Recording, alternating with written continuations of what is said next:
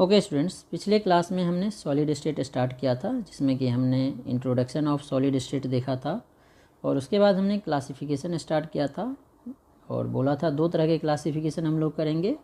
First था according to arrangement of constituent particles, जिसके कि दो टाइप्स थे, crystalline solid and amorphous solid, और यहाँ तक हमने पिछले क्लास में पढ़ लिया था। अब हम लोग सेकेंड क्लासिफिकेशन करेंगे, classification of solid according to force of attraction between constituent particles. तो अरेंजमेंट के अकॉर्डिंग देख लिया। अब हम लोग जो कंस्टिट्यूएंट पार्टिकल्स है इसके बीच जो फोर्स ऑफ अट्रैक्शन होगा इसके अकॉर्डिंग क्लासीफाई किया करेंगे। तो अरेंजमेंट के अकॉर्डिंग दो टाइप्स थे, क्रिस्टलाइन और एमॉर्फस, और जो कंस्टिट्यूएंट पार्टिकल्स के बीच में फोर्स ऑफ अट्रैक्शन होगा इसके अकॉर्डिंग 4 टाइप्स होंगे। तो ये 4 टाइप्स हम लोग डिस्कस करेंगे। तो हमारा टॉपिक है अभी का classification of ionics of solids according to classification of solids according to force of attraction between constituent particles ठीक है। तो इसके अकॉर्डिंग 4 टाइप्स के सॉलिड होते हैं, जिसमें कि फर्स्ट है हमारा मॉलिक्यूलर सॉलिड्स। मॉलिक्यूलर सॉलिड वो सॉलिड होते हैं जिसके कंस्टिट्यूएंट पार्टिकल्स या तो मॉलिक्यूल्स होंगे या इनर्ट गैस होंगे। इनर्ट गैस जैसे कि हमारा हीलियम है, नियॉन है, ऑर्गन है, या मॉलिक्यूल ले सकते हैं हम लोग, जैसे वाटर है, ऑक्सीजन है, HCl है, इस टाइप के पार्टिकल्स होंगे। और इसके बीच जो फोर्स ऑफ अट्रैक्शन होगा या तो वंडरवाल फोर्स ऑफ अट्रैक्शन होगा या तो हाइड्रोजन बॉन्ड होंगे। तो according to force of attraction molecular solid भी 3 टाइप्स के होते हैं। तो हम लोग मॉलिक्यूलर सॉलिड को भी 3 टाइप्स में क्लासीफाई कर सकते हैं। तो जो 3 टाइप्स है उसमें फर्स्ट है नॉन पोलर मॉलिक्यूलर सॉलिड। तो नॉन पोलर मॉलिक्यूलर सॉलिड वो सॉलिड होते हैं जिसके कंस्टिट्यूएंट पार्टिकल्स जो है इनर्ट गैस होंगे या नॉन पोलर मॉलिक्यूल होंगे, जैसे नॉन पोलर मॉलिक्यूल O2 हो गया या इनर्ट गैस हो गया। इसके बीच जो फोर्स ऑफ अट्रैक्शन होता है उसे हम लोग बोलते हैं इनर्ट गैस में, जैसे हीलियम, नियॉन, ऑर्गन, और नॉन पोलर मॉलिक्यूल जैसे O2 है। ये जो देगा ये हमें देगा नॉन पोलर सॉलिड। और पोलर सॉलिड जो है ये पोलर मॉलिक्यूल देगा। पोलर सॉलिड जैसे पोलर मॉलिक्यूल है तो एक HCl और दूसरे HCl के बीच, जैसे हमने नॉन पोलर सॉलिड बोला, नॉन पोलर सॉलिड जैसे ऑक्सीजन है। ऑक्सीजन वैसे तो जनरली गैसियस स्टेट में एग्जिस्ट करते हैं, लेकिन अगर इसे सर्टेन टेम्परेचर पे सॉलिड में कन्वर्ट कर लें तो एक ऑक्सीजन का दूसरे ऑक्सीजन के बीच जो फोर्स ऑफ अट्रैक्शन होगा वो कौन सा फोर्स ऑफ अट्रैक्शन होगा? Van der Waals force of attraction. और वंडरवाल में भी बोलेंगे हम लोग लंडन फोर्स ऑफ अट्रैक्शन होगा। और उस टाइप के सॉलिड को बोलेंगे नॉन पोलर सॉलिड। उसी तरह हीलियम है, नियॉन है, ऑर्गन होगा, क्योंकि ये सारे जो है नॉन पोलर, इसे तो इनर्ट गैस बोलेंगे, और ये मॉलिक्यूल जैसे O2, H2, N2 ये सारे नॉन पोलर मॉलिक्यूल हैं। पोलर में आ जाएंगे जैसे कि हमारे HCl है, HCl हमारे पोलर मॉलिक्यूल हैं। उसी तरह हाइड्रोजन बॉन्डेड में वो होगा जिस मॉलिक्यूल के बीच में हाइड्रोजन बॉन्ड होता है, जैसे कि हमारा H2O है, ये आ जाएंगे हमारे हाइड्रोजन बॉन्डेड में, हाइड्रोजन बॉन्डेड सॉलिड में हमारे ये आ जाएंगे। ठीक है। उसके बाद मतलब मॉलिक्यूलर सॉलिड वो सॉलिड होंगे जिसके कंस्टिट्यूएंट पार्टिकल्स क्या होंगे, या तो मॉलिक्यूल्स होंगे या तो इनर्ट गैस वाले एटम होंगे। ठीक है। और इसके बीच में जो फोर्स ऑफ अट्रैक्शन होगा, मतलब जो नॉन पोलर मॉलिक्यूल है, जैसे कि H2O सॉलिड बोला, जैसे कि आइस बोलते हैं, तो आइस के बीच में क्या होते हैं, कौन से फोर्स ऑफ अट्रैक्शन लगते हैं? हाइड्रोजन बॉन्ड होता है एक वाटर का दूसरे वाटर के बीच में। चलो O2 में आप बोलोगे O2 तो चलो नहीं होता है। O2 के अलावा अगर कोई और लेना चाहे, जैसे आयोडीन सॉलिड देखा होगा, नॉन पोलर सॉलिड है। I2 नॉन पोलर सॉलिड है। ठीक है। ड्राई आइस आपने सुना होगा, CO2 को ड्राई आइस बोलते हैं, वो भी नॉन पोलर सॉलिड है। ठीक है। इसके बाद जो हम दूसरा लेते हैं that is ionic solid. Ionic solids वो होते हैं जिसमें कि कंस्टिट्यूएंट पार्टिकल्स आयंस होंगे और इसके बीच जो फोर्स ऑफ अट्रैक्शन लगेगा ionic bond, electrostatic force of attraction लगेगा। जैसे कि NaCl है, Na+ और Cl- के बीच में आयनिक बॉन्ड है और बोल सकते हैं इलेक्ट्रोस्टैटिक फोर्स ऑफ अट्रैक्शन लगेगा। इसे हम लोग टेबल में फिर से डिस्कस करेंगे। थर्ड जो है मेटेलिक सॉलिड है। मेटेलिक सॉलिड हम लोग उसे बोलेंगे जिसके कंस्टिट्यूएंट पार्टिकल्स मेटल के एटम्स होंगे और उसके बीच में मेटेलिक बॉन्ड होगा। मेटेलिक बॉन्ड का मतलब है जो हमारे मेटल्स हैं इसके आउटर मोस्ट सेल में लूजली बॉन्डेड इलेक्ट्रॉन होते हैं, वैलेंस इलेक्ट्रॉन होते हैं, ये आसानी से जो है लूज हो जाता है। तो जो इलेक्ट्रॉन लूज हो गया और इलेक्ट्रॉन लूज होने के बाद जो कैटायन बना, कैटायन और इलेक्ट्रॉन में जो अट्रैक्टिव फोर्स है उसे ही हम लोग बोलते हैं मेटेलिक बॉन्ड। और जो सॉलिड होगा इस टाइप के, जैसे कि आयरन के क्रिस्टल हैं, गोल्ड के हैं, कॉपर के हैं, उसे बोलेंगे मेटेलिक सॉलिड। और जो फोर्थ है वो हमारा है कोवैलेंट और नेटवर्क सॉलिड्स। इसे ही हम लोग जाइंट सॉलिड भी बोलते हैं या जाइंट मॉलिक्यूल, इसे ही हम लोग लिख सकते हैं giant solid, GIANT, giant molecule या जाइंट सॉलिड। ये क्या होते हैं, जैसे कि डायमंड है, सारे कार्बन एटम एक ही टाइप के एटम से जुड़े होते हैं, इसके कंस्टिट्यूएंट पार्टिकल भी एटम होंगे और आपस में कोवैलेंट बॉन्ड से जुड़े होते हैं। जैसे डायमंड है, सारे कार्बन एटम कोवैलेंट बॉन्ड से जुड़े हैं। ग्रेफाइट है, सिलिका है, SiO2, SiC कार्बोरंडम है, इसमें सारे कोवैलेंट बॉन्ड से जुड़े होते हैं। तो यहाँ पे हम लोग सारा कुछ यहाँ पे डिस्कस किए हैं, types of solid, constituent particles, bonding या अट्रैक्टिव फोर्स क्या होंगे, उसके कुछ एग्जांपल्स, उसका फिजिकल नेचर, इलेक्ट्रिकल कंडक्टिविटी और मेल्टिंग पॉइंट। तो सबसे पहला हमने लिया है मॉलिकुलर सॉलिड।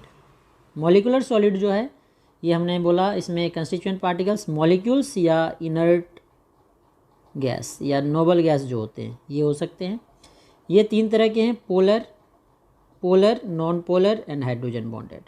तीनों में अगर नॉन पोलर है तो इसके बीच जो फोर्स ऑफ अट्रैक्शन लगेगा van der Waals force of attraction, और नॉन पोलर मॉलिक्यूल के बीच जो van der Waals force of attraction लगता है उसे बोलते हैं डिस्पर्जन या London force of attraction. Van der Waals force of attraction में फर्स्ट होता है जो नॉन पोलर मॉलिक्यूल के बीच लगता है, जिसे लंडन फोर्स ऑफ अट्रैक्शन या डिस्पर्जन फोर्स ऑफ अट्रैक्शन बोलते हैं। जो 2 पोलर मॉलिक्यूल के बीच लगता है उसको डायपोल इंटरेक्शन बोलते हैं।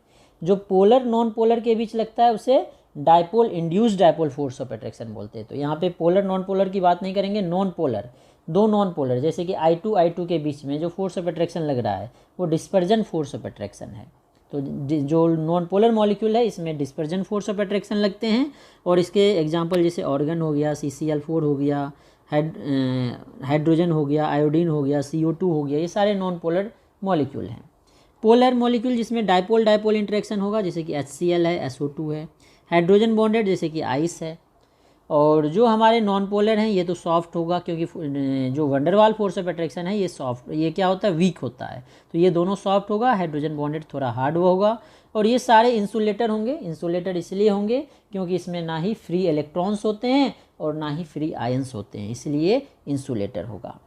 जो इसकी मेल्टिंग पॉइंट है, फोर्स ऑफ अट्रैक्शन कम है इसीलिए इसकी मेल्टिंग पॉइंट लो होगी। और डिस्पर्जन फोर्स ऑफ अट्रैक्शन बहुत ही वीक होता है इसीलिए इसका मेल्टिंग पॉइंट बहुत कम होता है। ठीक है। इसके बाद जो नेक्स्ट है वो है आयनिक सॉलिड। आयनिक सॉलिड जो है आयनिक कंपाउंड, मतलब समझ लो आयनिक कंपाउंड ही आयनिक सॉलिड है। इसके कंस्टिट्यूएंट पार्टिकल्स आयंस होंगे। और कौन से आयंस, अपोजिटली चार्ज्ड आयन, एक कैटायन दूसरा एनायन। और इसके बीच जो फोर्स ऑफ अट्रैक्शन होता है इलेक्ट्रोस्टैटिक फोर्स ऑफ अट्रैक्शन या कूलम्बिक फोर्स ऑफ अट्रैक्शन बोल सकते हैं। और इसे ही हम लोग आयनिक बॉन्ड भी बोलते हैं। हम लोग बोल सकते हैं इसमें जो होता है आयनिक बॉन्ड होता है।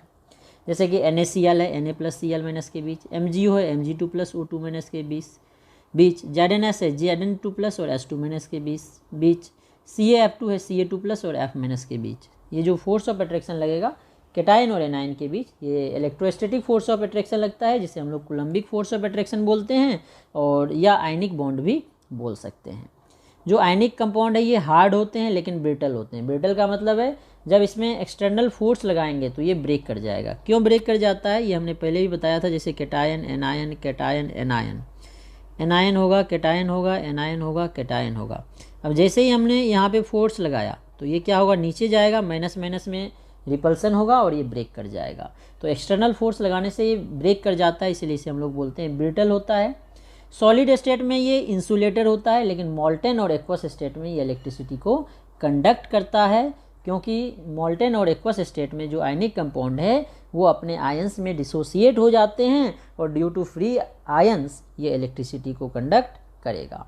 इसकी मेल्टिंग पॉइंट हाई होगी क्योंकि जो इसके interatomic force of attraction है, intermolecular force of attraction है या इंटर आयनिक बोल सकते हो, वो बहुत ज़्यादा होगा। इलेक्ट्रोस्टैटिक फोर्स ऑफ अट्रैक्शन है ये स्ट्रॉन्ग होता है।